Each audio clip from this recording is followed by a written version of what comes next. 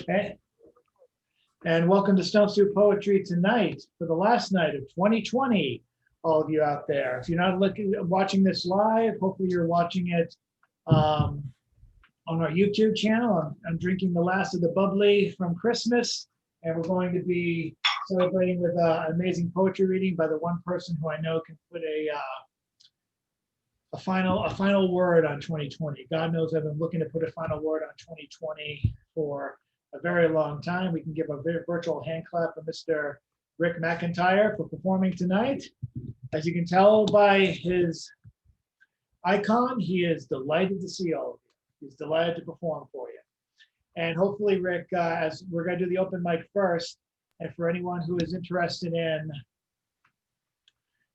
giving a little gift of thanks, Rick McIntyre has a poetry Patreon, which you may be interested in donating to. At the average of, you can donate for as low as $1 to $2 a month. And believe me, those $1 to $2 patrons for your Patreon website can add up to a lot. Or you can send a direct deposit to either his PayPal or his Venmo. I'm not sure which one of those he has, but he can let us know that in time. I'm old school. I just have a tin cup with pencils in it. Oh God. No, I have a PayPal. I'm kidding. You can put that information. I'll share it tomorrow. And thanks once again, Rick. And we're going to get to the open mic now, just so we can get to the rest of the stuff. Ethan, I'm assuming that you want to perform as the last person before the feature goes on. No, don't worry about it. Oh, okay. About that. Okay, but you are on the mic, correct? Correct, yes. All right, excellent. Well, with that, let's get to the first person on the open mic. And for those of you who are interested, we are here week after week for the foreseeable future. We've gotten permission from the gallery we normally meet at to come back, but until all of our patrons can make it back, including the immunocompromised people, I do want to keep on doing this for the very foreseeable future. Will we gather by the time our 50th anniversary comes up coming year on May 1st? I don't know. I really, really want to. So we'll keep you up to date about that. For anyone who's interested in keeping up with that, you can join. The best way to get the news is to join our Facebook group, which is very easy to find. Just search Stone Soup Poetry on Facebook. It will definitely come up. And with that, looks like we lost Mary Jennings. Oh no, it looks like we got her. Excellent. All right, so I will get started with Mr. John Wisick, whose poems have been seen in a lot of places, such as New Verse News, Oddball Magazine, just to name a couple. And he's been a regular here since we started back in May for Stone Soup 49th anniversary. John, welcome aboard. And okay, thank you. Well, since I have the wombat in the background of my picture, here's an ode to a wombat. Friendly-faced ambassador, little smiling bear, button eyes, tennis ball nose. Clumsy civil engineer, too distracted by Chaco Tim Tam dreams to shore up collapsing burrows, always emerging from cave-ins, disheveled, dusty, puzzled. Unconcerned that cousin koala won the popularity vote, wombat takes life as it comes, munching grass, rolling in dust, turning on her back, stubby legs bent to nap in the early morning sun. Thanks. Thanks very much, John. And with that, we're going to bring us to the man who was responsible for hosting the open mic last week. We were very appreciative of his efforts during my self-indulgent feature from last week. And he's a prior winner of the Stone Soup Poetry Jack Power Stone Soup Saver Poetry Prize, which we give to an open micer of distinguished nature. And he is up now. Hopefully he will unmute himself. And let's bring up to Mr. Bill Lewis. Ma me me me ma me me me ma ha ha ha ha. Ma me me me ma me me me ma ha ha ha ha. Ma me me me ma me me me ma ha ha ha ha. Sorry. before one recites, one must warm up the voice. Otherwise, one might sound like a koala bear, or, well, I won't tell you what else.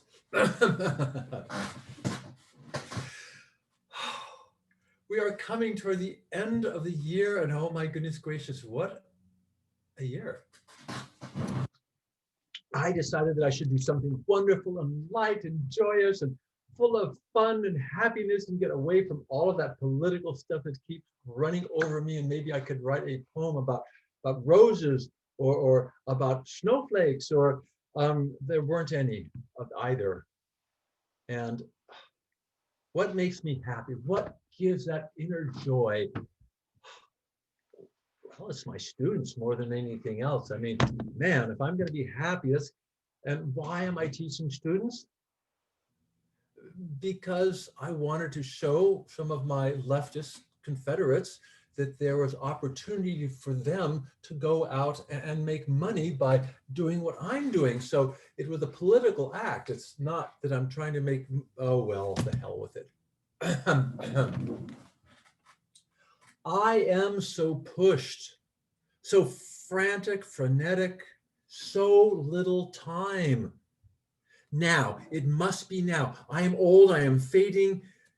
If I am to do it, it must be now. Tomorrow is for you, the younger folk. You shall live to see it through, and I shan't. If I am to do anything in life, it is now. And if it is to be now, just what am I doing now? What did I do today? I wrote a computer program which I shall use to instruct Andrew and Tommy and David and Roygo and Ty. Today, I learned that Virginia almost abolished slavery in 1810. My students will be amazed. So it is time now for me to do what I can now. I am but a microscopic piece of dust in this world. I know that. I have the power of a flea or a mite or an ant. But by God, I am going to use that power. Oh, that power is to be used. This is our time. This is our power. This is our life.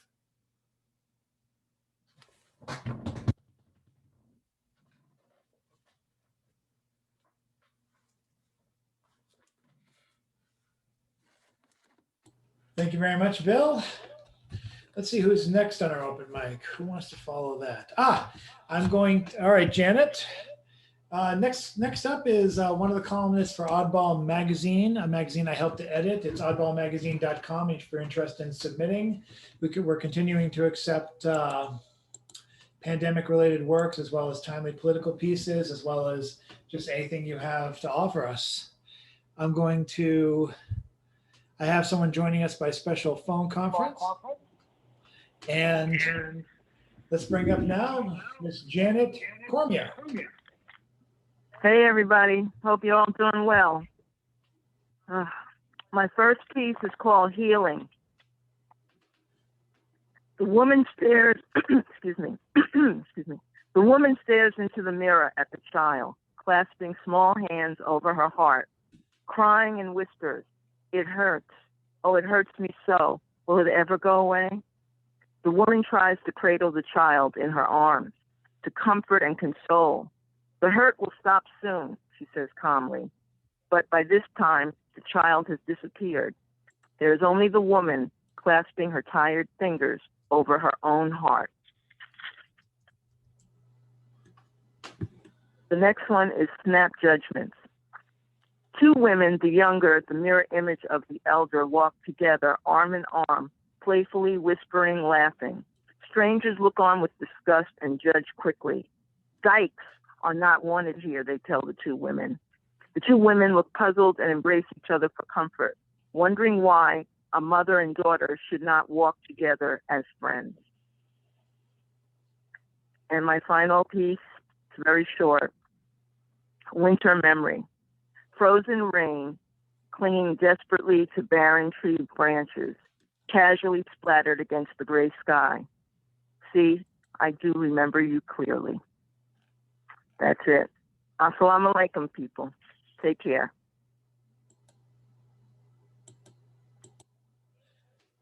Thank you very much, Janet. And up next, yes, let's get her on while she's still on. I can't wait to hear her. She's been another mainstay of the open mic. And let's welcome up Miss Mary Jennings. Thank you. Morning. My recording was detected. Okay, I just, yeah, I try to solve the issue by downloading Zoom on my phone, so I have to read from my tablet. Hold on 1 second, please. It's working. Yeah, it's working. Phone's working better than the tablet. Okay. All right. Okay. Recently, CC Ashaga reposted his Humpty Was Pushed poem, about Humpty Dumpty, and so was I. And this was my own take on a children's fairy tale, which I wrote after I retired, and it's called "Working for Chicken Little." The sky is falling, Chicken Little cries. An anonymous tipsters report to her one of her subordinate slugs is not doing her job, or is doing something else other than her job on the job. Raging, stupid, self-righteous masses of asses take to the streets demanding that Congress issue a recall of our budget, demand the head of our agency, because the slug under Chicken Little's watch was crawling in a different direction, in spite of the fact that the slug was doing more to improve morale and productivity. Congress therefore acts on its own interests and no one else's, and expends millions to investigate improprieties in the agency. Scrutiny doesn't trickle down, it cascades all the way down to Chicken Little's coop, targeting her for having the suspect slug under her watch. They tell her, do something about it. Stomp that parasite out of our midst and fling its remains into the lowest level ditch. It's on your head, Chicken Little. Chicken Little does what Chicken Little has always done, and obeys the powerful voices above to keep the sky from falling. Mission accomplished. The voices above are satisfied, then conveniently forget it and move on to the next order of business. Chicken Little is now fretting she has one less slug to carry the load, and good help is hard to find. Why, oh why, Chicken Little? When the voices above tell you to jump, you ask, how high? Slugs can't jump. They have no legs, only round backs to carry too much weight, and they are working for damn chicken shit little as it is. Thank you.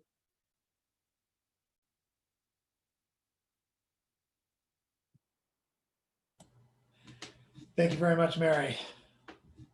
And up next, someone who's new to our open mic. Can't wait to hear from them. And if you yourself are just joining on, I took off the waiting room function because I think we're past any danger time for anyone. I know I see you, Blackbird, but if there's anyone else who's joined for the first time, who hasn't been here before and is interested in reading on the open mic, just send me a text via the chat and I'll put you on. For the moment, let's welcome up, again, the new to our open mic, Mr. M. Carey. Hello, everybody. How are you doing? Doing great. Happy Holiday. What's up, Chad? How you been? Long time, man. Good to see you. Well, I was running through a bunch of notebooks trying to find something to read. Couldn't quite find anything that I thought would be worth sharing, but I'm in my studio. Can you hear me clearly? Yes. Better than this? I don't know. I'll just do something.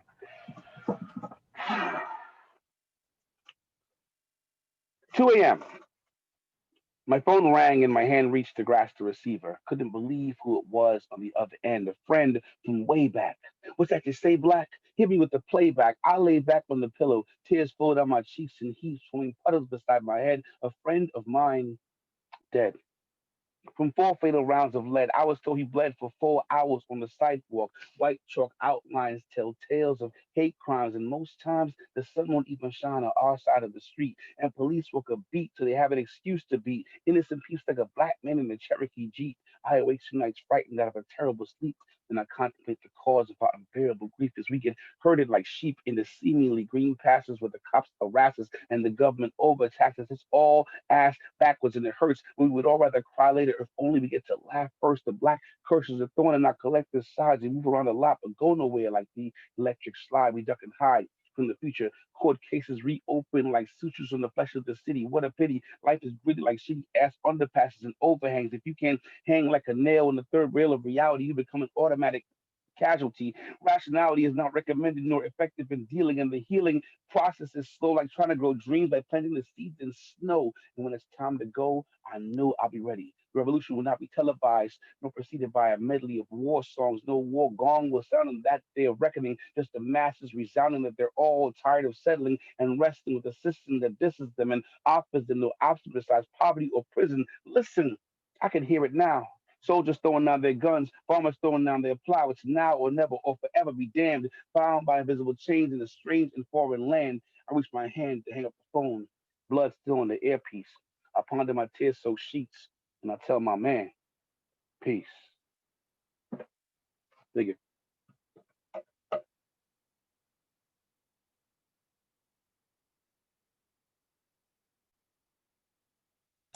Very nice. Thanks so much for that piece. Thanks so much for your contribution. And now we have a musical portion of our show. We have for a while now. This is the man who, when he was he was playing live, I called him the pulse of Stone Soup, but he's really the pulse of a lot of Boston performers out there. He's done it all. He's performed for us all at one point or another. It's great to have him back on tonight for the final show of 2020. Let's welcome up Ethan Mackler. Thank you. As I entered the kitchen and turned on the lights, I heard the whimpering cries, muffled meows coming from outside. I walked to the back door, looked out, and there, on the porch looking up, was our furry little baby. His cat breath visible in the winter air. I began to open the door, and he still felt the need to climb the screen door. He struggled with his little cat nails to unhook it from the screen, landing with a thud down onto the porch on his little cat paws. He scurried inside. I picked him up and smelt his fur. Cold, fresh from outside. He was home.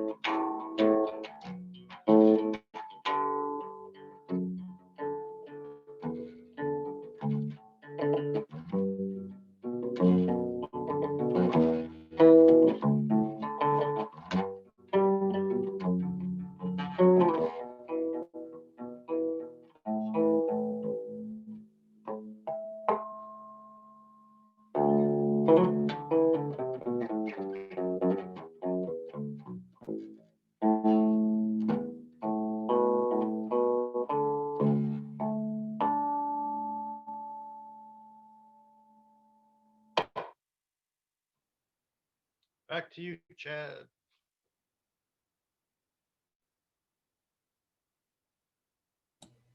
And thanks to you, Ethan. Let's see who we got next. Yes. Jan Rowe. Jan, I believe you're up.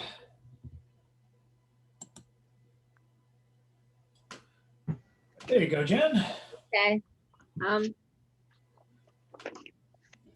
So this is from what I did in the writing group run by James Parker and some students at St. Paul's Cathedral every Tuesday morning. It's been going on for 5 years. So I wrote this last week and it came up in this weekly. Most of the writers are homeless. They have a program Sunday, Monday, Tuesday, breakfast and lunch and place to be for the homeless. Social Security changes. This administration has changed Social Security's disability. The independent judges are being replaced with politically appointed judges.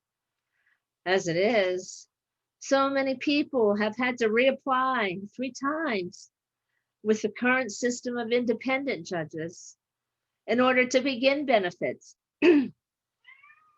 Also unsure, this administration is trying to increase the number of times people need to recertify to maintain benefits. Of course, without hiring any more staff to deal with the increased load. Also, currently we have health insurance CEOs making millions and the resultant medical bankruptcy. No other developed country has medical bankruptcies. So the banksters want to control Social Security. Do we mind giving 15 to 20% of our benefits to the banksters? I mean, I know the Social Security benefit does not provide enough even to rent a room. And those making $75,000 a year and under will face tax increases for the next decade. The super rich are now taxed like workers at 1/3 of what they were taxed at my birth. And the corporations will not have increased taxes. The rich can have 7 houses, the poor are homeless, dragging around their belongings. Thank you.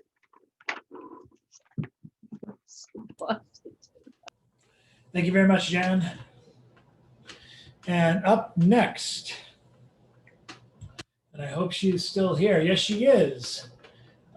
She goes by many names. She wears many hats, does many things. We like her when she's Stone Soup's host, substitute host when I can't make it. She's also one of our signature open micers since we moved to the new location. I'm hoping that Blackbird is available and that she understands that my long-winded introduction is to see if she is able to unmute herself.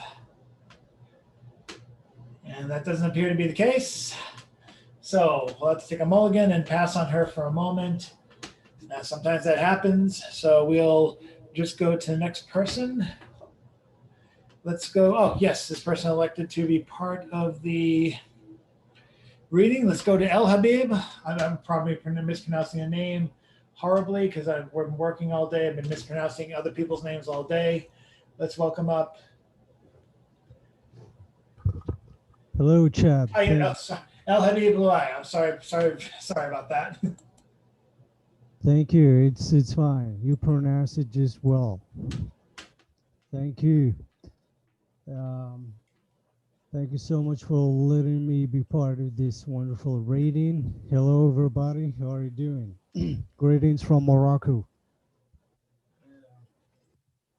So I would like to read a poem from my second collection, which is called Rotten Wounds Embalmed with Tar. The first poem is called I Have Always Been a Pacifist. Amidst prickly pears and acorns with needles, I have always been a pacifist. I like to watch apple blossoms bloom, rosemary budding under protective leafy branches on a crystalline, warm, bright day in spring. And when I feel lifeless, which happens almost every day, I listen to Schubert's Ave Maria though I'm not expecting any ladies to emerge from any lakes. On weekends, I take myself to nearby nurseries. I let myself admire cacti, African violets, basil, hibiscus, and dandelions. Sometimes I wander alone to the eucalyptus forest nearby, look for a fishing pond, and only catch what I need for dinner. I listen to the mellow, warbling songs of blackbirds. On the way back to the old adobe house I call home, I never trust my feet. I'm careful not to tread on ladybugs. At night, one or two stars in my southern sky are enough. No more military stars or rows of ribbons. No more fire or rattle. I'm always surprised how little it takes to revive my spirits, as I have always been a pacifist. Thank you. Um, I would like to share with you a poem in classical Arabic. I just did a translation of Bob Kaufman's The Ancient Rain into classical Arabic, and it was a Lebanese Iraqi publisher. I haven't received the book yet because of what is going on in Lebanon and in Iraq. So I will just read the poem from my typings, and it's called These Days and Weeks from The Ancient Rain by Bob Kaufman. هذه الأيام والأسابيع هذه الأيام والأسابيع التي لا يمكن العثور عليها على أي رزنامة. هذه الساعات والدقائق التي لا علم للساعة بها. عندما تتقيأ كل تلك السفن المتصدئة للماضي، تلك التي اختفت في قعر الحياة منذ زمن طويل أحزانها كي تهيج هذا الألم بالذكرى وهي تحرس الأحلام الغارقة. الذعر يلفنا معا يا روحي، لا شيء آخر سيأتي. لا أستطيع أن أصف هذياني، وأسوأ من ذلك لا أقدر على الفرار. الجدار هو كل شيء. تقطعني سكاكين لا أراها، تلسعني النحلة اللاسعة. لا يسعني سوى أن أنزف في صمت آلامي خدرها الإجلال. أين تخفينهم كلهم يا روحي؟ إلى متى ستصمدين؟ أي سؤال غبي هذا؟ هل يمكن لبني البشر أن يعرفوا يوما؟ أسنان مسعورة تتخذ أشكالا بشرية وتلوك حبي ممزقة إياه إلى فتات. ولا أستطيع أن أفعل شيئا يا روحي سوى أن أنتظر مزقها بالمخالب، متوسلا أن يقاوم لحمي إلى النهاية، وأن يطمئن عقلي المغتم في استغراب، وينجو حبي من هذه الألغاز الغاشمة، وأن أرضيك يا روحي فقط أنت وحدك. Thank you. Thank you.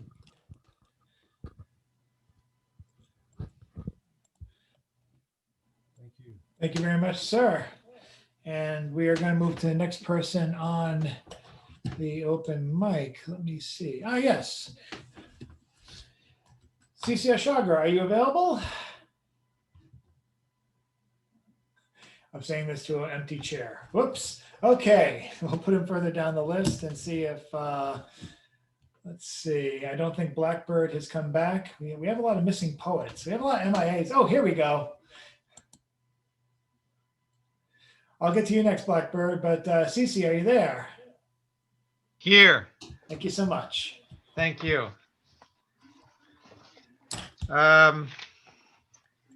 Well, first, hi, Rick. Haven't seen you in a while. Good to see you. Do not bogart that, my friend. I'm working on a lot of projects here. So this one's called Done Is Now. And it's in the spirit of the open mic poems, 1, Scared Sacred. I don't know if you guys remember 1, 2, and 3, but that's coming out. Open microphone poems. That's a cheap plug, unabashedly, whatever it is that I just did. And then the Human Room Open Voice. Remember those words? I'm trying to create. Somebody called me a paradigm artist today. So I'll take it, whatever the hell that means. So in the spirit of when you go to an open mic, you are basically presenting yourself and your vulnerable being. And I think this should never go away. I think whenever you come on and whenever you perform and whenever you read your original work for the first time or again, you should always have that little nervous edge of being alive. And that's kind of the spirit of book 1, Scared Sacred. Although this was not in the book, this is in a different new manuscript. And I'm going to read that now. Suddenly vulnerability is exposed. Honest inquiries appear suddenly threatening by a surfacing raw truth being seen clear through. So comes the brain's house alarm, as if it is ringing, the whole soul protection of your past actions about to be soul harmed or used by your next choice. Oh, the living privacy or lies that come unsealed. Immediacy is calling from the peaks of your truths here. You are now pen in hand upon this living page of your life. The novel that you past wrote is now writing as your blood pumps. You are one and the same object, both true reader and true author. In the living plot to prevent your soul's next page reading, was it murder? At a point in your one story, you are instantly now living exactly everywhere war ever was and where war never started. And I do want to just tag it along with this little 6-liner that's going to be the kind of title poem of this project, which is now somewhere over 100 poems, which will end up whatever number. Imagine now is here as if the coming is gone. The deed not yet already happened. The thought soon to be just transpired. The prayer answered before the praying asked. The birth to be was done and died happy. Undisturbed was God. Thank you and welcome, Morocco. That's awesome. And anyone else from around the world or country. Thank you.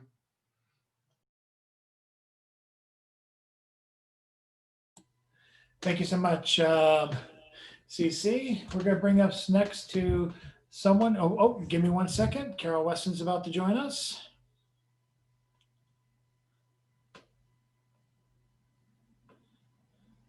And Carol Weston is with us now, which is excellent. We'll get to her in a moment. But first, let's bring us to someone who had his first Stone Soup feature with us not too long ago. I'm hoping he can share some, give us a little mini encore since the last time he was here. Let's welcome up Phil Curtis, AKA Midnight, to the open mic.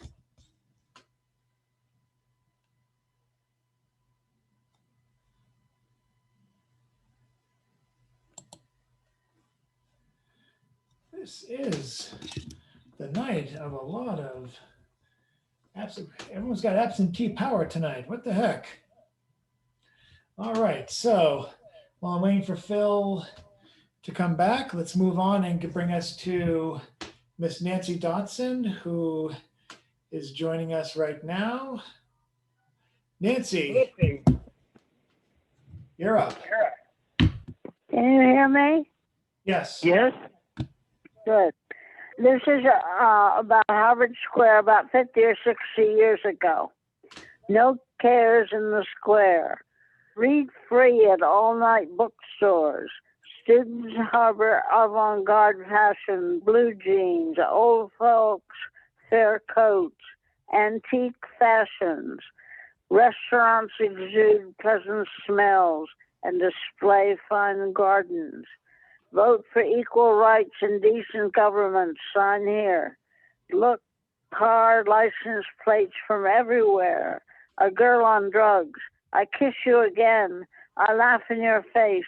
She disappears. Musical performance given freely. One hears a great new voice. The price of ice cream and frozen yogurt is up, but the taste is fantastic and the line is long. Take a walk along the Charles. Go to sleep in a park. Almost never a murder, but plenty of robberies. Silver is stolen, most of all bicycles. Competition is met by earning degrees. Books are in demand, secondhand. Except for ones at the top, jobs are hard to find. Eccentric behavior is in vogue. I stumble because I know.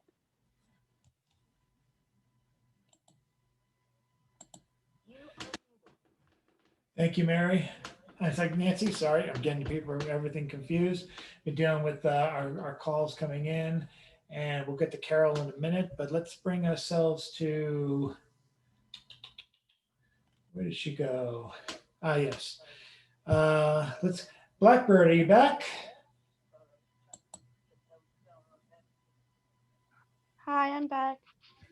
Ladies and gentlemen. I've been here. I didn't. For some reason, I didn't go anywhere. For some reason, you didn't hear me or respond, but I'm glad you're back now. I'm glad you can hear me, and I'm glad we can get Soup's co-host, and occasional co-host and occasional substitute host and constant open micer in the new location at the gallery. Let's welcome up Blackbird. Oh, that's me. Okay. I didn't know you were talking about me.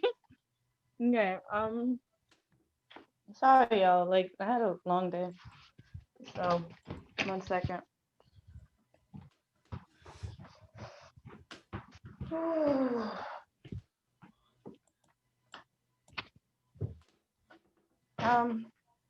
There we go. Do you mind coming back to me? Yeah, okay. Just let one more person go, and while I get this ready. In that case, let's bring up, I'm going to unmute you now, Carol. Let's bring up Miss Carol Weston. Oh, hi. Hello. Spark, you seized prehistory by the scruff of the neck. My name is Care All Quest On.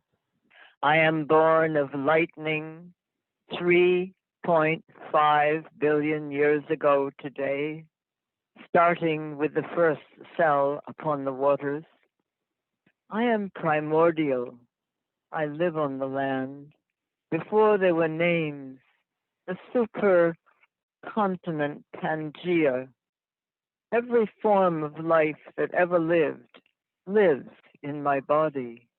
I am exhausted as my breathing moves the mountains of my mind. I move with love for all the forms of life inside me. Thank you.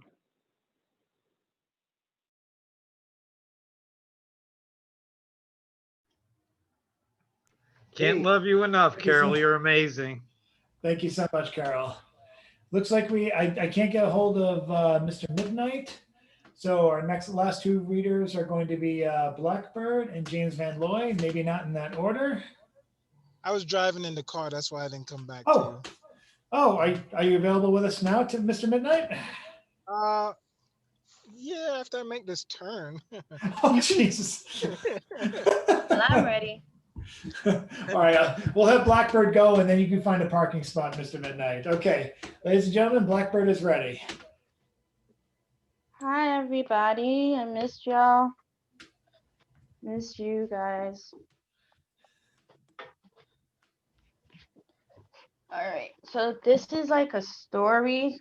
So this is more of a story slash spoken word. So yeah, here we go. Whew. A night with my journal. Before I begin, let me be clear. I am not a revolutionary poet. I am simply just a Black single mother who just happens to be a poet. Speaking the truth, so here is my truth. I'm laying on my bed, watching Black-ish on Hulu, and the episode was called Hope. They talked about police brutality and not being given indictment for their actions. Zoe, Andre, Jack, and Diane didn't understand why the world is so angry, and it left them confused because they are watching their own people being gunned down for no reason. So which brings me to the question, what about the children? What happened to creating a better world for our children? Instead, they're being distracted with Facebook, Instagram, and Twitter and worried about how many likes they can get for these pictures. My generation of parenting have been sucked into with the bullshit too. Because we were the generation that was first introduced to the social media drama. So of course, as children, we were definitely excited, not knowing that it was a setup to inject our younger generation with materialistic things instead of helping them gain better education. America, you, you really don't care about us Black people. Stop pretending. And thanks to Mr. Trump's big mouth, most of us are finally waking up. And some of us are finally speaking up. You have been oppressing us for far, far too long with slavery from the 14th to the 1800s. Hung and lynched in the 20th century, and now pointless beatings and shootings from an association that was built to protect us, but are killing us in the 21st century. America don't care about me or my family either, because you also help break Black families apart with welfare, drugs, and jail systems, purposely keeping our Black fathers and husbands locked up as collection plates, because the more of our Black men you have sitting in your jail cells, the better for the stock market, right? This is really degrading. You never saw us Black people as your equals. All you see is dollar signs and how much you will do to keep us down. Thanks to the greats who have been trying to tell us the truth. Martin Luther King Jr., Marcus Garvey, Malcolm X, Michael Jackson, Tupac Shakur, Gandhi, Louis Farrakhan, and the greatest of all times, Muhammad Ali, may he rest in peace. And I understand that this world may never get better, but we can change our situation by telling our children the truth. I have Black children who is 11 and 2 years old, knows the internet. So naturally, it's my job to protect her and making sure she knows that she is beautifully made. I'm so sorry. Hold on. Let me get back. I have 2 kids now, so this is something that I wrote when my daughter was 7 years old. So I'm just going to read it as it is. Again, I'm going to try again. By telling our children the truth. I have a Black daughter who is 7 years old and knows the internet. So naturally, it's my job to protect her and making sure she knows that she is beautifully made, because on TV and on social media, she's being shown that being Black with Nubian locks is not beautiful. But yet it's okay to have fake boobs, butt shots, and bleached skin. Y'all have no shame. I also have a Black man who is being held against his will in your jail cell and wrongfully accused of a crime he didn't commit, constantly getting postponed to being given a fair trial. But I know your job is to keep him from protecting and feeding his family. But I am a Black woman. I am a Black woman that will do any and everything to bring her family back together again. We Black women have carried the weight of this earth on our backs for centuries. We Black women, we've been beaten, we've been raped, we've been working long hours for little pay just to put some food on the table. We Black women bear children in hopes that one day they can go They can grow to love all humankind. But the world today is filled with too much hatred. This is why we, Black women, are so strong. Because we, Black women, never give up on the people we love. You are threatened when you see Black families together because you know that together we rule the world. So for the sake of my Black daughter and my Black future children, I will continue to tell them the truth about the real history of how we were once kings and queens, prince and princesses of this world, and try to make their world a better place, filled with peace and love in our homes. Thank you. Thank you very much, Blackbird. You know, Netflix just released August Wilson's play. Did you hear? No. Many people don't know who August Wilson is. America's greatest playwright ever, probably. Ma Rainier's Black Bottom is now on Netflix, and push that thing to the top. That should be Netflix #1 film. That's a American playwright nobody knows about. I'll look at that after this reading. First, let's see if Phil, aka Midnight, found a safe place to park. No safe place yet. What's that? No safe place yet. I had to keep on moving. Oh my God. Okay. Okay, we'll keep on going to the next person on the open mic as we're wrapping up. I think there's only 2 left. And then we get to hear our amazing feature, Rick McIntyre. If you've never heard him before, you're going to be in for an amazing treat. And for those of you who have heard him before, you know you're going to be in for a treat. That's why you are here. Let's welcome up next, penultimate closer for, he's usually our penultimate closer, but he's been demoted to, no, he's always the ultimate closer for us, even though he's going to be second to last tonight. He's a columnist again for Oddball Magazine. Check out his poem column every week. It's all one thing. Every Thursday morning without fail at 11 at oddballmagazine.com. Consider submitting yourself if you are a poet or a writer of any kind. And let's welcome up James. Thanks, Chad. So I have 2 relatively short pieces here. The first one is called In the Days of Caesar. It's by Waldo Williams, and it's been translated by Rowan Williams. In the days of Caesar, when his subjects went to be reckoned, there was a poem, mad, too dark for him, naive with power to read. It was a bunch of shepherds who discovered in Bethlehem of Judah the great music beyond reason and reckoning. Shepherds, the sort of folk who leave the 99 behind so as to bring the stray back home, dawning toward cockcrow, the birthday of the Lamb of God, shepherd of mortals. Well, little people in my nation, can you see the secret buried in you that no Caesar ever captures in his list? Will not the shepherd come to fetch us in our desert, gathering us in to give us birth again, weaving us into one in a song heard in the sky over Bethlehem? He seeks us out as word hoard for his workmanship, the laureate of heaven. And in response to that, I wrote a poem called Word Hoards, or Why Markets Don't Work Anymore If They Ever Did. The last time we went through total change, even approaching the level we're now enduring, was centuries ago. And what has now transpired in decades took centuries of forgetful generations to destroy the old system of information manuscripts, once sacred, becoming secular holy libraries of books, as now libraries become the sprawling internet of things and books mere thin wafers of readout in cloud of unknowing.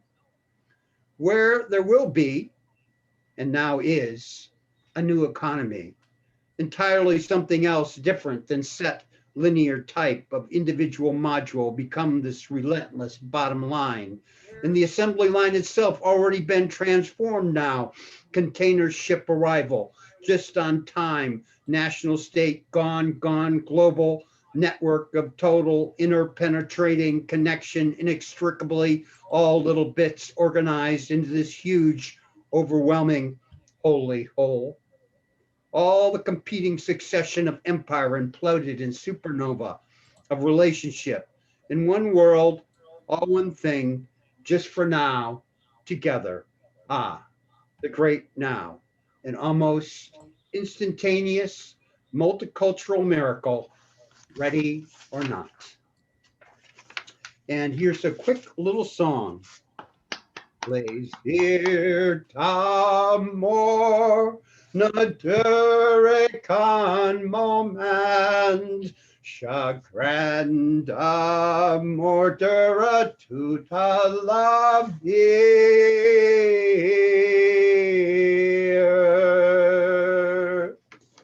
Thank you.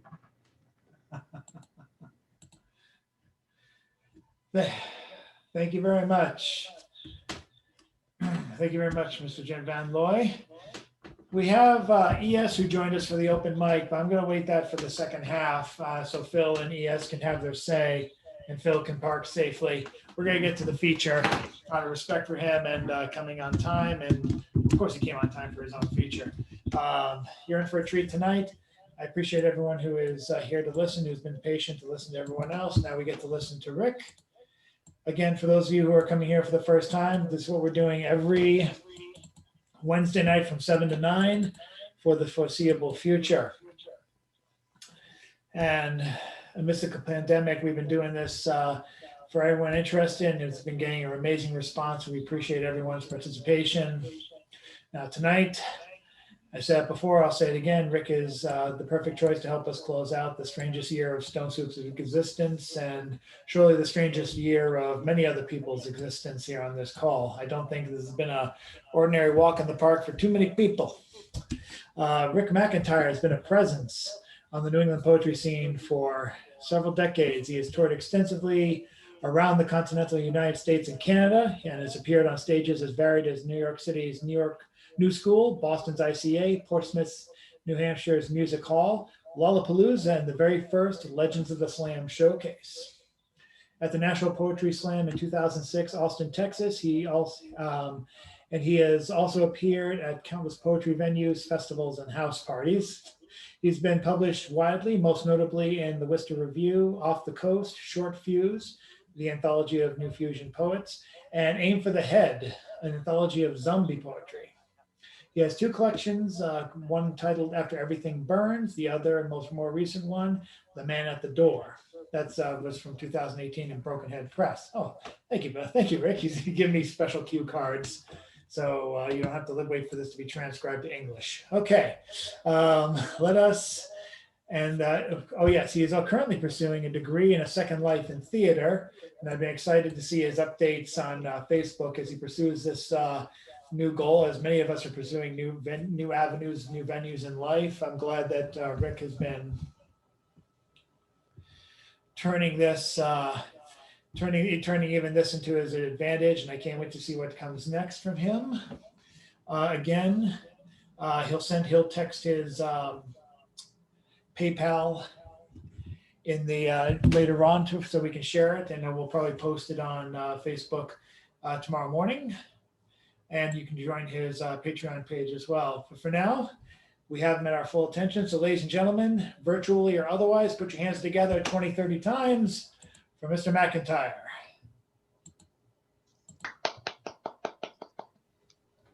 Oh, all right.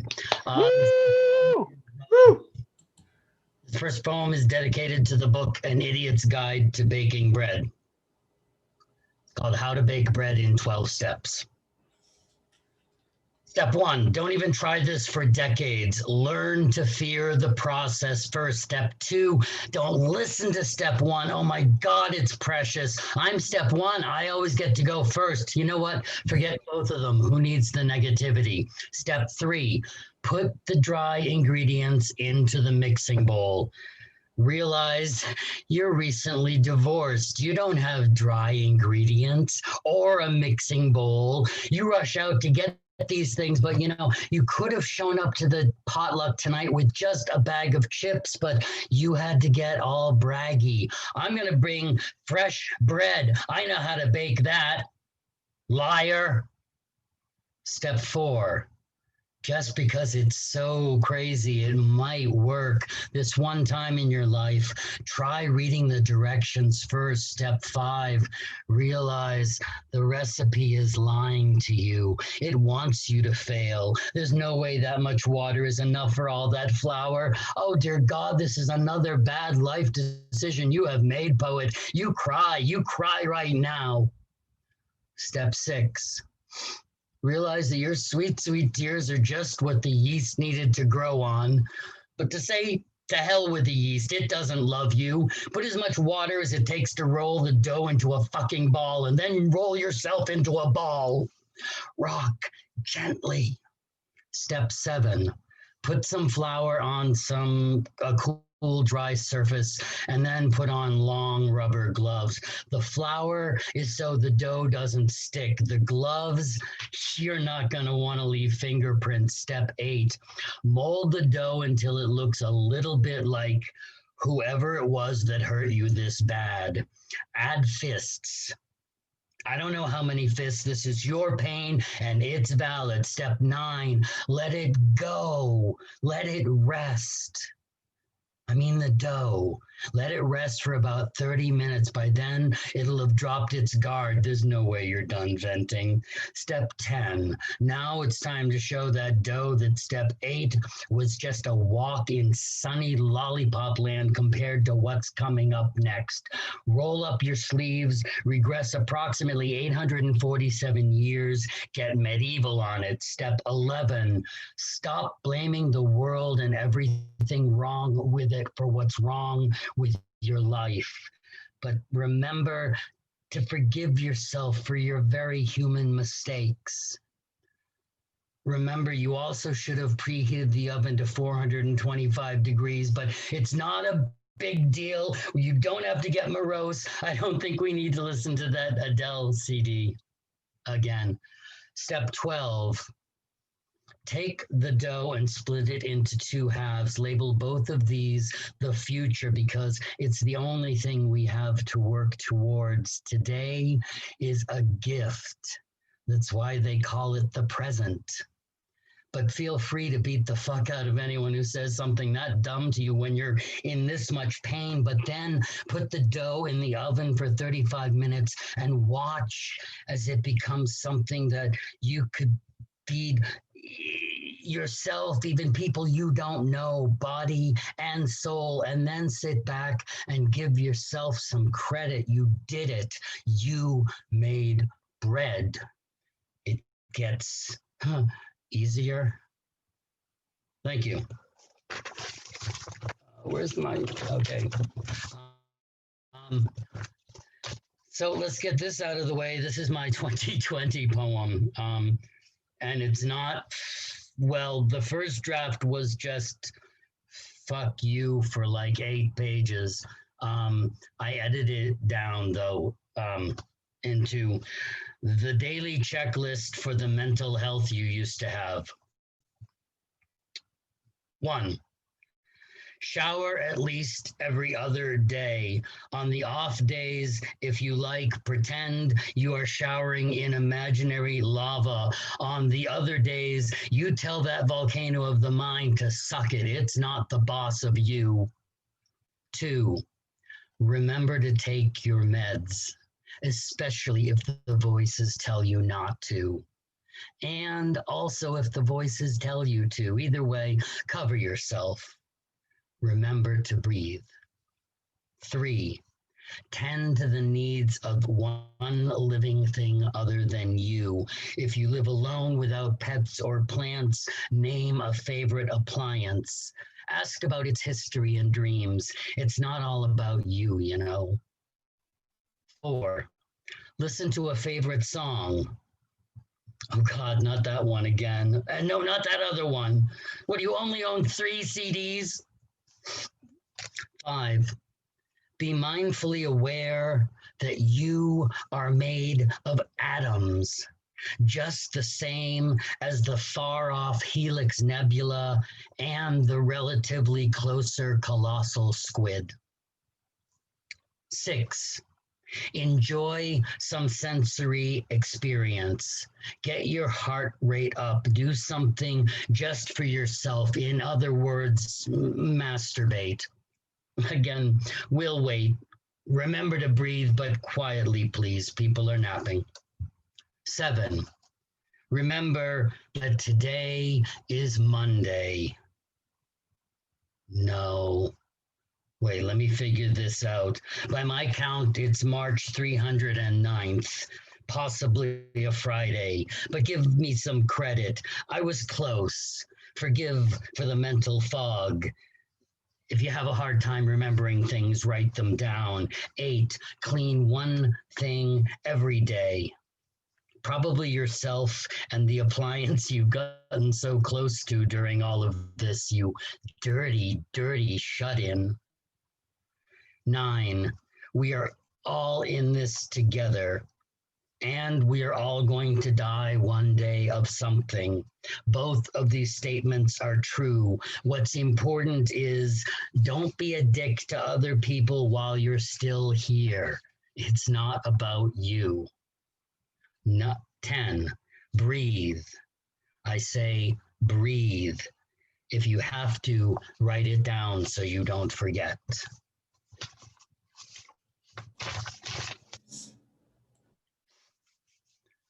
The following poem is, I was going to say the following poem is true. That infers that the other ones are bullshit, which is also true. But this is based on actual experience.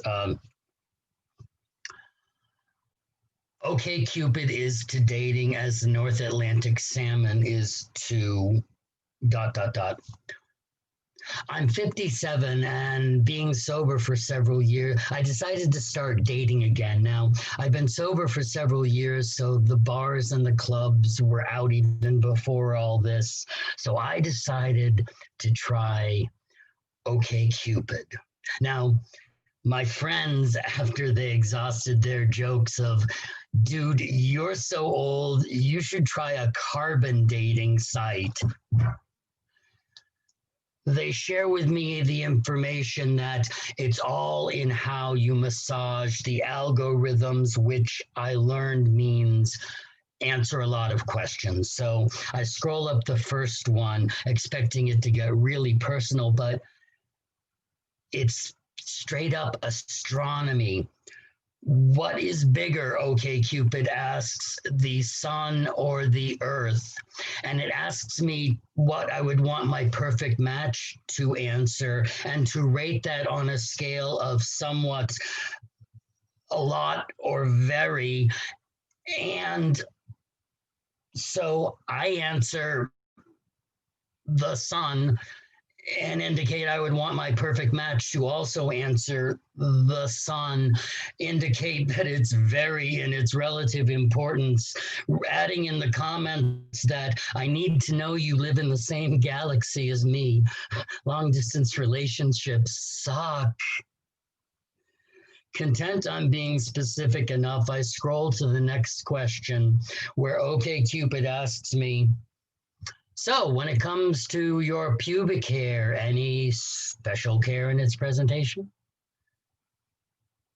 I'm like, I've stopped picking out the gray ones. Does that count?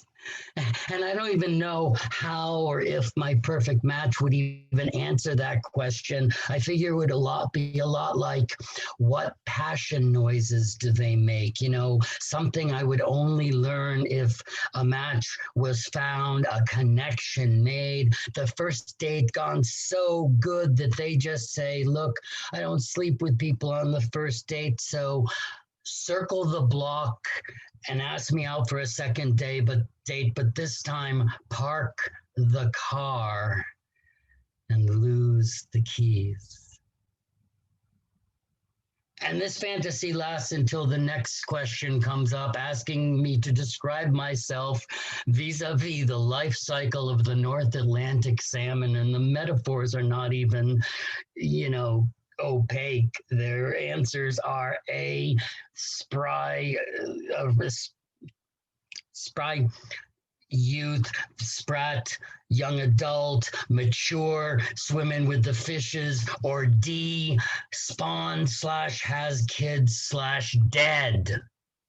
My life in online dating, the sad coda to a nature documentary, but here is where my perfect match would say, shh. Another answer is sushi. Now shut down the fucking computer and let's do some eating. And I would mumble glad praise to algorithms and join her.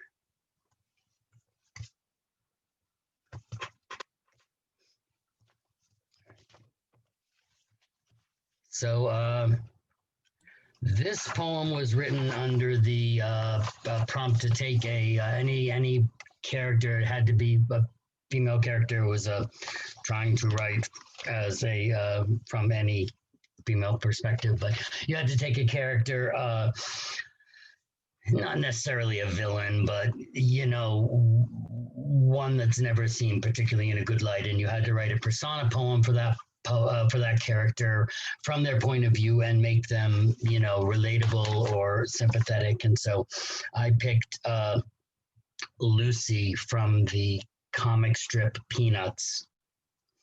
And this is called The Doctor Is In. Everyone thinks I'm a bitch, and maybe I am. It's ugly work, and I'm just the big sister to do it. I help people, even though they rarely see it that way. They say, you're crabby, or, you tricked me again.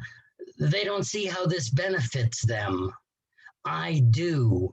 That's why I'm a professional. That's why I'm paid the big nickels.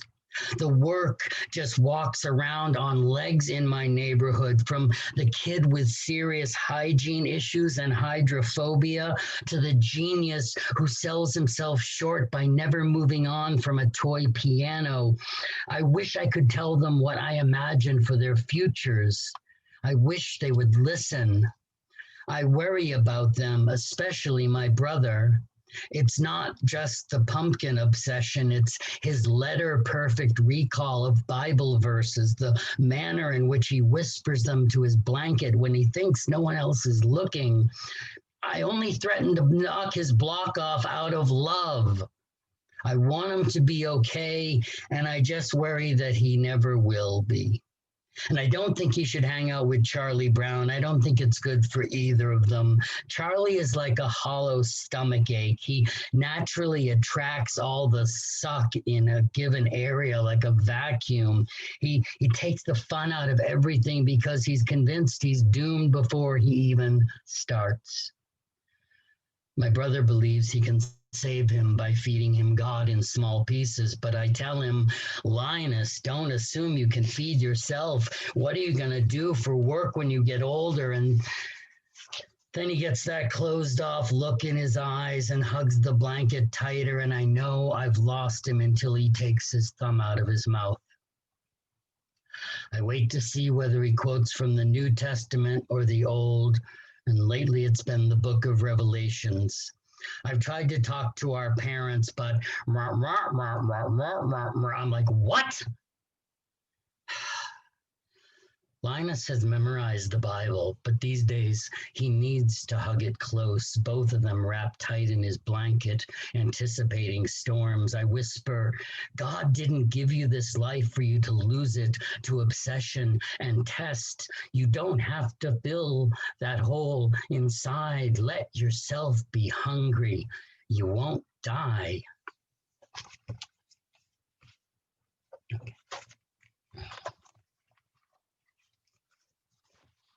And so now we enter the sad portion of the reading.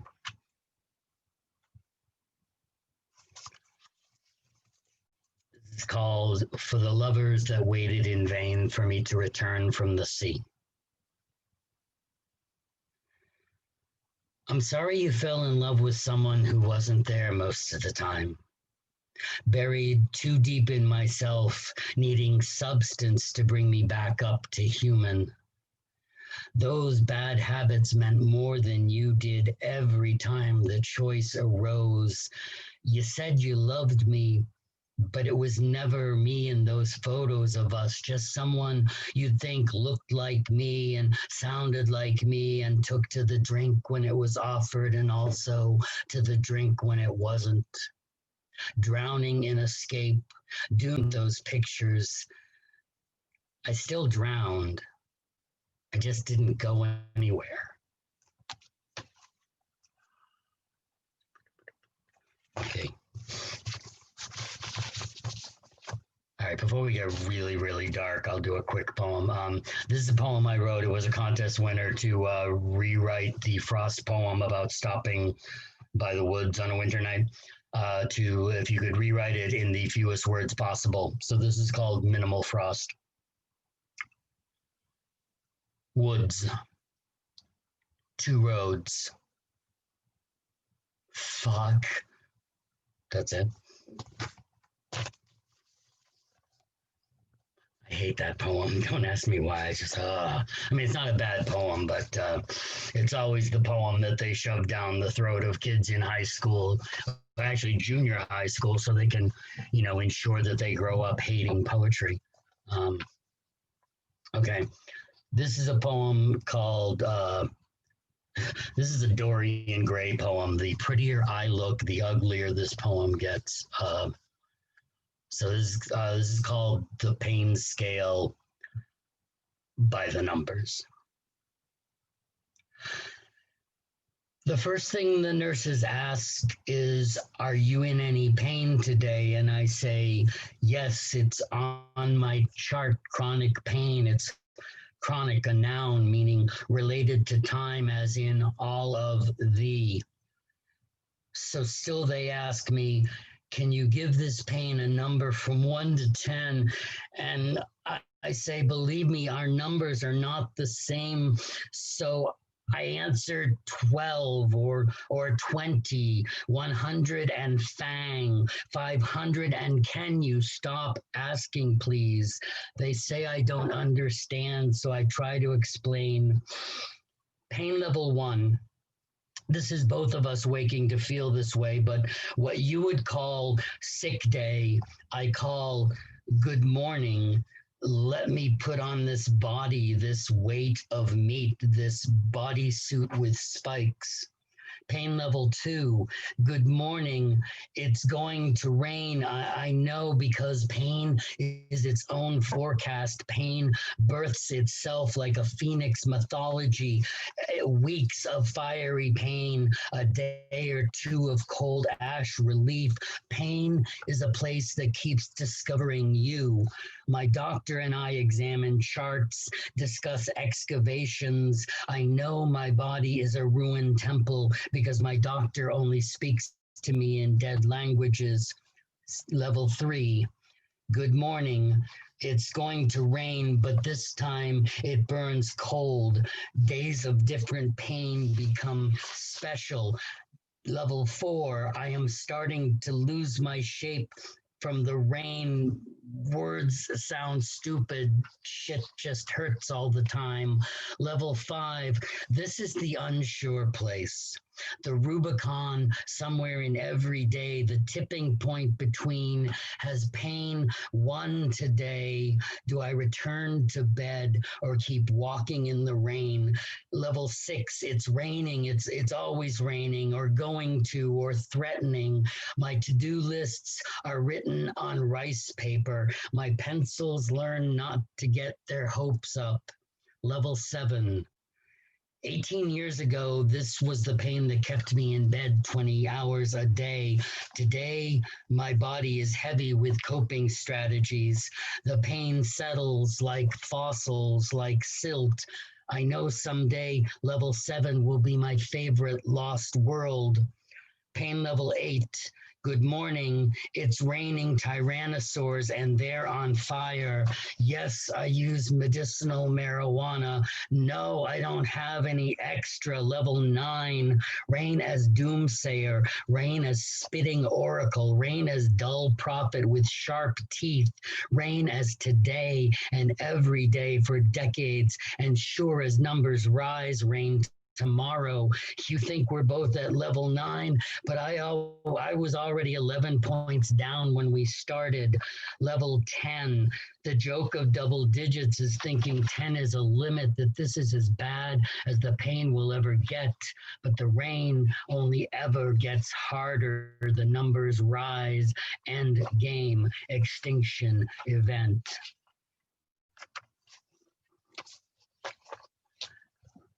And while we're depressed, I am not a reliable map.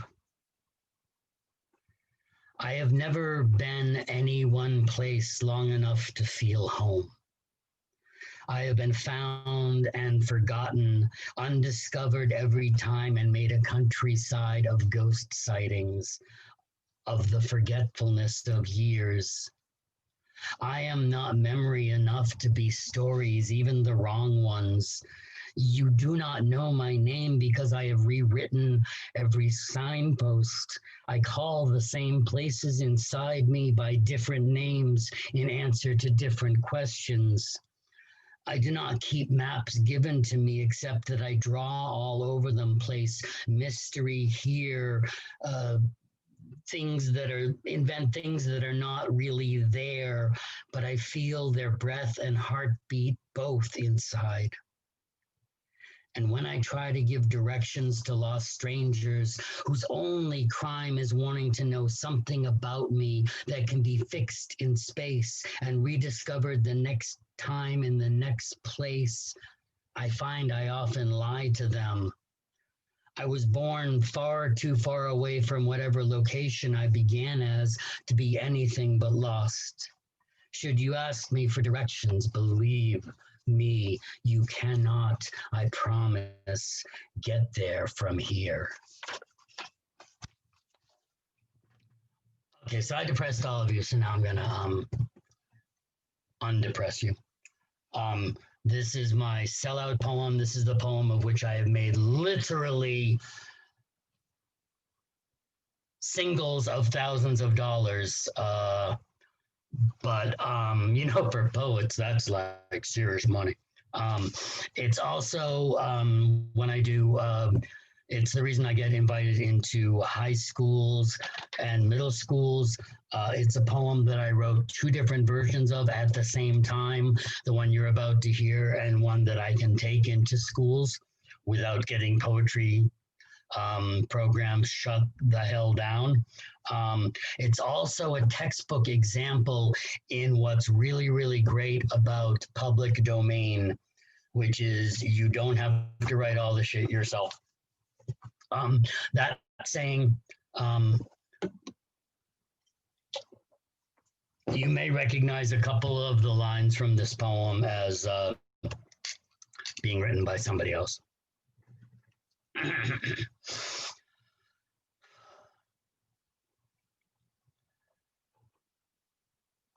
To be or not to be.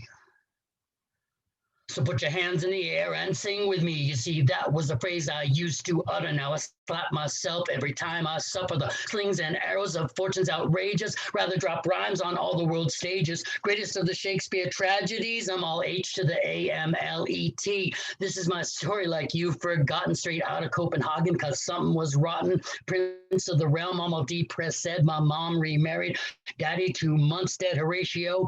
Yo, he got my back. He said, Hamlet, I got news, but it's kind of whack. You see, me and the boys were on watch last night, saw your daddy ghost walking in the moonlight. So the very next night, my daddy ghost walked. I pleaded with a shade till he finally talked. Avenge me, Hamlet, and so you know, your uncle is a murderer, your mama is a hoe. Then, oh no, better grab a box of tissues. Here comes Ophelia with all her issues. I love you, Hamlet. She making fun of me. Don't go there, girl. Get thee to a nunnery. Isn't like I wouldn't want a piece of that, but a girl gotta know where a player's head is at. Everyone thinks I'm crazy. So I'm thinking maybe I should just give up, but I ain't drink from that cup. I'd rather mess shit up, and a play within a play will be just a thing. I'll punk the conscience of my uncle the king, and the way he freaks, everyone will tell. That old man is guilty as hell. Even my mom says I'm dangerous mad. I'm all screaming in her face for betraying my dad. And then I stab Polonius right through the curtain, but that's what the old man gets for lurking. So if I'm gonna get my vengeance, then I need a plan. But my uncle sent me off to be murdered in England. And you roll on me, you get yourself burned. Just ask Rosencrantz and Guildenstern. King thought he taught me a serious lesson, but I'm coming back for another session. To be the Prince of Denmark, you gotta roll hard, not mope like a whiny motherfucker in the graveyard. Alas, poor Yorick. I admit it was all about the jest. He was infinite, but now he dead, and that's the way it goes. And Skull is just a prop in a Shakespeare stage show. Yo, I knew him, Horatio. Then up comes the funeral of mourners in tow. Who was the corpse? I needed to know. When I saw it was Ophelia, I started to shiver. What made her do a Jeff Buckley into the river? Then her brother tries to get all up in my face. I say, no, Laertes, another time, another place. I'll be more than happy to serve you some. 1,000 brothers' love couldn't equal my sum. So now in the tragedy, we come to Act 5. More people gonna die.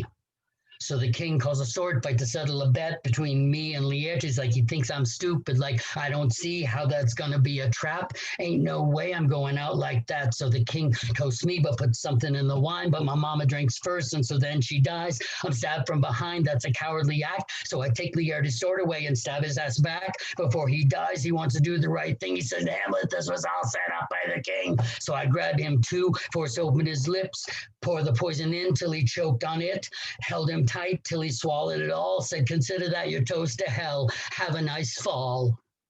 So when the play is over, you can tell this is Shakespeare. Look around the stage, dead bodies everywhere. Horatio says, good night, sweet prince. But I'm like, oh, whatever. All the rest is silence.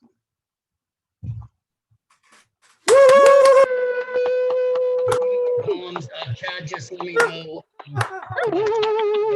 My welcome. I like 2 more poems. Is that cool? 2? All right. This poem is called The Art of the Quiet Film. And I'm going to need my glasses for it because they just make me look devastatingly handsome, and it's got nothing to do with getting older. I saw this great meme today. It's like, isn't it weird being the same age as old people? I'd like to give a shout out to my friend Rebecca Black, who has known me the longest of anyone here, as we went to high school together and survived Wellesley, Massachusetts. And I've loved your poetry for 45 years. She remains beautiful, and I look like this, so there's really no justice in the world, but I still love you. This is called The Art of the Quiet Film. Go for the quiet story this time, something rich in detail, deep and broad with a vision. A tale with minimal sound, no need for fury. Invest in the real. It's easy to show fall in love and romantic cities. It's harder to show two people moving parallel to each other, the subtlety between them, fragile as ink and brush art. Show them falling in love while scrubbing the oven together. It's easy to use preparation of food as the go-to metaphor for love. Show how the same easy translation can speak to cleaning. One of them holding the broom, one standing behind holding them. Make the sunrise tomorrow on a clean kitchen and a mess of a bedroom. Clothes, pillows, bed sheets everywhere. But instead of just sex, have them make the bed together after, as if there's a way to tuck corners that says, you are important to me, and I want you to feel safe and sleep well when you are around me. That's the story I want to tell, the way love could last.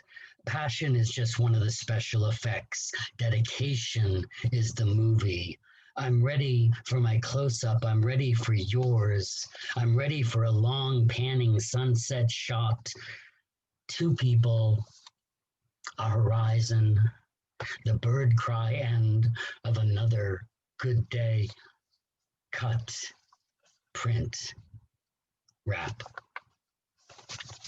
All right. Okay, to introduce this poem, yes, I made reference to sobriety and drinking problems, and I do belong to an organization that's anonymous, so don't ask about it. God, what's wrong with you people? Okay, that's all right. One of the annoying fucking things about AA, oop, there goes the anonymity, is the sponsor I got this time around when I actually got and stayed sober was nothing like me, and he's just very old school AA, very old school kind of dude, and he would just say, can't you do a fucking gratitude list? Can you not tell me one fucking thing you're grateful for? And I'm like, because I was raised Unitarian. I hate gratitude lists, talking sticks, incense, the whole fucking thing. So I say to him, yeah, I'm grateful there wasn't a meteor the size of Nebraska and it didn't wipe out all Earth yesterday. And there was a pause on the phone, and he's like, write it the fuck down. So I wrote this for him. It's called Thankful for Nothing. It's so damn easy to be truly grateful for all my blessings, but sometimes I forget to have gratitude for the things that are not and never were, and so may they never be. I'm grateful for every stupid dickhead that did not cross my path today. A weird-looking mole that isn't on my cheek. Thank you for the inoperable face cancer you are not. Oh, not out of control city bus. Thank you for not hopping the curb and smushing me. I'm grateful to every past lover who was not a serial killer. And I'm grateful the question never came up in conversation. It would have been awkward.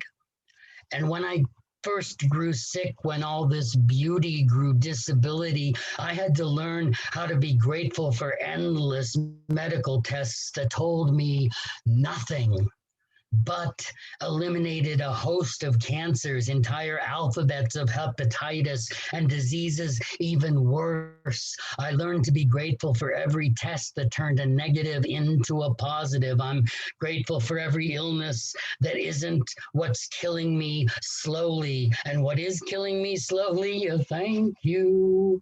Take your time. Don't rush for me.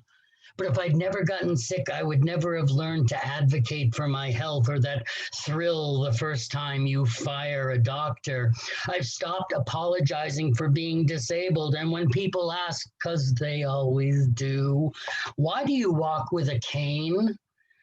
I either say, well, if I didn't, it would have a hell of a time getting around by itself. Or if I am not in the mood, I just look at them in the eye and say, shark attack, happy, and just walk away.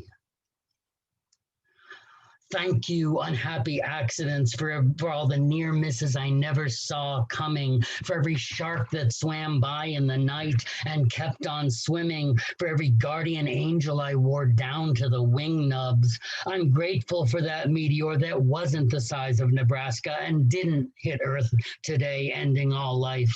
Thank you, luck of the draw, skin of the teeth. Thank you, wire, for letting me under one more time. Thank you, Facebook, for not causing face cancer. I don't know if that's true, but I hope so. I'm on Facebook a lot. This is my song of gratitude to all creation for the loopholes and small odds in my favor, for every bad thing that could have happened to me today, but didn't. Oh Lord, just for today, let me be grateful for nothing. Thank you. I will put the links in the There, the links are now in the chat. The two books, there's The Man at the Door, and there is After Everything Burns, and also Illuminated. These two are 12. This is 5. I think $2 for postage and handling. That should work. Ladies and gentlemen, put your hands together. Put your hands in the air and move them around like you have no general concern about them at all. For Rick McIntyre. Let them know you love. Awesome set, Rick. Nice. Hip hop can be positive too. I'd like you to wave your hands in the air like you care very much. I care very much. Rick, thank you. Thank you. Thank you. Thank you so much for that. That last poem probably encapsulates everything that we were expecting to happen in 2020 to us and didn't happen, on top of everything else that happened. The list is so short, like murder hornets. Oh fuck. Did anyone see that one? Someone gave this bear like a toy to play with, which was some wood attached by chain, and the bear was like, I'm like, great. So now we can finally put an end to the Mad Libs that was 2020. The Mad Libs gone wrong. That was 2020. Although we do have some poet who doesn't come very often, and if she wanted to say 30 seconds of quick words for us, it would be great to have ES close us out with a God bless us everyone type of statement. ES, are you there? Uh-huh. All right. No pressure, huh? Did you want me to go now? Yes, because oh, darn it. There's literally no one left. Although Philip Curris, aka Midnight, said about Rick McIntyre's feature, wow. So, and I think we all wholeheartedly concur. Oh. So one poem or two? Let's do one poem. Okay. In that case, 1 second, I'll be quick here. There you are. All right. Not the cheeriest note to end on, but for connoisseurs in 2040.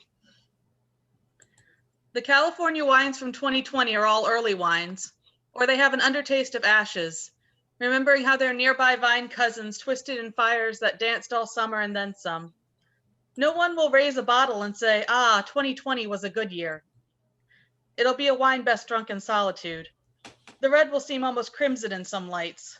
Still, celebration will happen.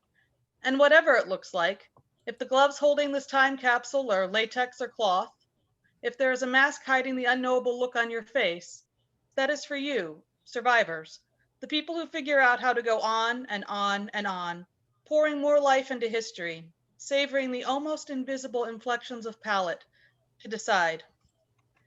This year is a vinegar year. Every sweet bottle that makes it out unburnt or unsoured, is sanctified in its own way. So write about them beautifully. Drink them down as slowly as each given day fades.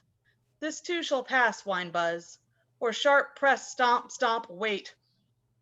Let's see if we get something beautiful out of what just looks like disaster. Thank you, yes. And with that, we have to give a fond farewell to 2012. Well, not a fond farewell at all, but a goodbye to. We have to get stay right here so the door can hit you on the ass on the way out to 2020. I thank all of you for. I'm very thankful, and I've been writing this on my blog. I've done like a little year in review if you want to go see it. I've been trying to give everything I'm thankful for. I am thankful for everyone who has been remaining faithful. I'm thankful for everyone who is on the phone right now, Nancy and Carol, Janet earlier, and people who are patient, just as patient with me dropping the calls and calling them back, and as I am for when I have to give them the notes and the numbers each and every week. It's great to have people here. There's a lot of people. For every one person I get on here, there's a half dozen people I wish we could get back on. who knows, maybe for 2021, I can get a better system going. I can get more people. I can get Martha Boss back, or even better. None of this will have to happen. But I do want to guarantee that the Stone Soup online sessions will go on in one way or another, even when we go back live. And we're going to celebrate the 50th anniversary in style. Hopefully with as many of you who are on the call right now as possible. Very appreciative for all of this. About 2020, it's this thing, because I've got friends here from Providence. I've got a friend from Seattle, Rebecca. And from wherever the rest of you are from, I'm beaming in from the moon where I've been living since March. It's nice. Good food, no atmosphere. But I'm bumped. Sorry, moon jokes. I'm a dad. Hashtag dad jokes.